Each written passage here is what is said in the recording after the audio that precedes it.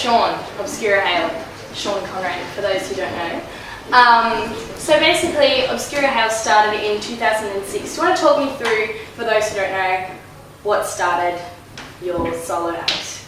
Okay, basically it began at the end of a band that I was in called Vinyl Irony, and I had started making more acoustic-y stuff for, stuff that was more suited for an acoustic element and solo stuff, and I felt kind of bad and I had to break up the band and sort of dedicate this because that's all I was creating. And yeah, I guess maybe I craved attention that way. I don't know. So yeah, since 2006 I've been recording my own stuff and, with my MP3s and tape decks, and then now I finally got up to the position where I can use Cubase and got some semi-proper recording equipment, and I've been making my own CDs, my own recordings since. So for people that haven't heard the new album Boson, am I pronouncing? Boson, that's it. What does that mean, by the way? Boson was this character that I made up when I was in high school. I used to make voodoo dolls for my friends, and I made one for myself. This was the first one, and I wanted to give it a name, and I gave it Boson McMardigate, and I hadn't thought about it for years and years and years until recently, and somebody mentioned the Higgs boson particle, and I went researching into that, and I was like,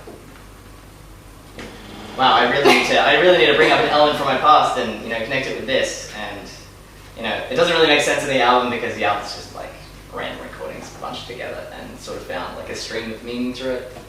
But yeah, it was a character from one of my voodoo dolls. Sweet. So for people that haven't heard the new album yet, what can people expect from it?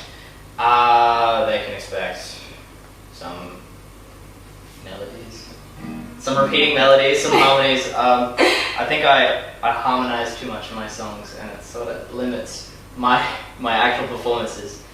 But it's because I just love harmonizing with myself and harmonizing with other people, and just creating more and more layers to work with. Your lyrics are very personable and witty, I found, especially in like maple syrup and things that were new. Those are probably my favourite ones.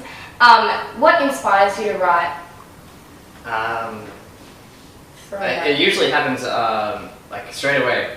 I get this idea for one line of the lyric, and I work everything around that, and it's sort of just the line that I come up with. I go, that has to be the chorus, that has to be the chorus, that has to be something that I repeat over and over and over. And so I make everything around that, and I can't sleep on a song, so I have to record it straight away as soon as I make it. So within maybe 1 or 2 hours, I have to get it completely done. I have to be completely satisfied with it. And most of the time, if I'm not completely satisfied, I upload it anyway, and I just say that it's a demo for like a future song.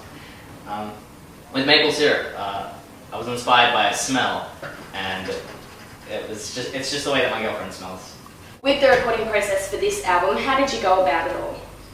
Well, I have a USB recording desk that just plugs straight into my computer, and I spend the hours of like 1 a.m. to 3 a.m. every single night. Well, I'm usually up those hours anyway, so that's the only time I can actually sit down and record and get something done. And I found that has shaped the way that I record my music and sing my music, because I have to be considerate of other people that are sleeping in the house. Yeah. So my voice is, I would say, a lot quieter in my recent albums, and especially this album. And in order to boost up the volume of it, I've managed to add different layers and work out how to play things that won't really disturb anybody else. Yeah. It's like a considerate album. What's next for Obscura Hail? What's coming up? Another album.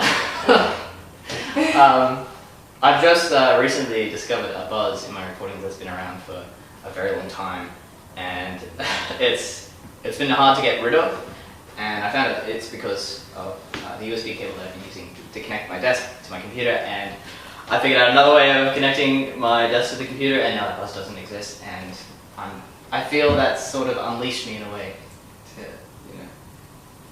make better quality music. Yeah. Any performances coming up? I have one on the 5th at Dicey Riley's, and that's with Latham's Grip, and they're an old friend band from Nowra. because I used to be based in Dioni, and that's where I started doing Obscura Hail. Sort of, my first gig was at the back of a stage in Marriott Park in Dioni, and yeah, sort of got sidetracked. But. How do you feel you've progressed since 2006? Vocally, because I've been singing every single night and trying to train myself to hit the notes properly every single time, and I've sort of fit myself into a register that works, but it's also shaped by the fact that I have to be considerate of other people when they're sleeping, so that's sort of my voice has gotten higher since then, instead of the other way around. How can people purchase the new album? Well, I've set up an online store on Bandcamp, so you can just head over there, and I'm going to be uploading my other 2 albums that I had prior to this, and yeah, so remastering those, and so if they would like to purchase it, I'm selling it for $10. If you don't find it online, then you can see me at a gig sometime soon, 5th of this month, 5th of next month. Did I see right? Sean, a part of Good Jelly TV is that we get the artist to actually perform a song. So which song would you like to perform off your new album? I'd like to perform the Saddest Fire because I have some connection with my birthday and the date that the Saddest Fire happened in Montreal, Quebec. So this is a homage to the 78 children that died. This is called the Saddest Fire.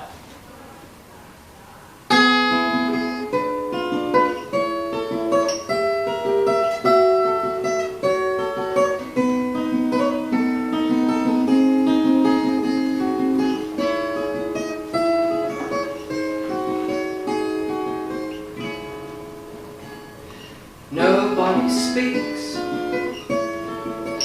of the tragedy when the saddest fire engulfed the theatre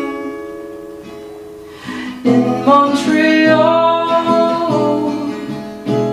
A man takes out the cigarette cup and begins take effect within all theatres.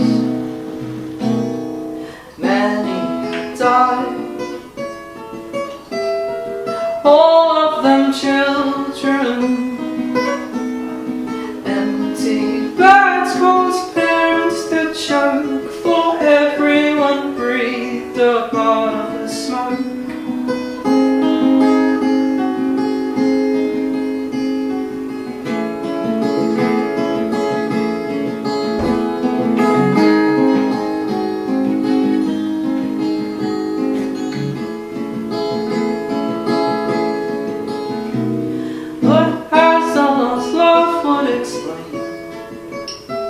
You've gotta get them young, pretend it's dramatically staged, and put it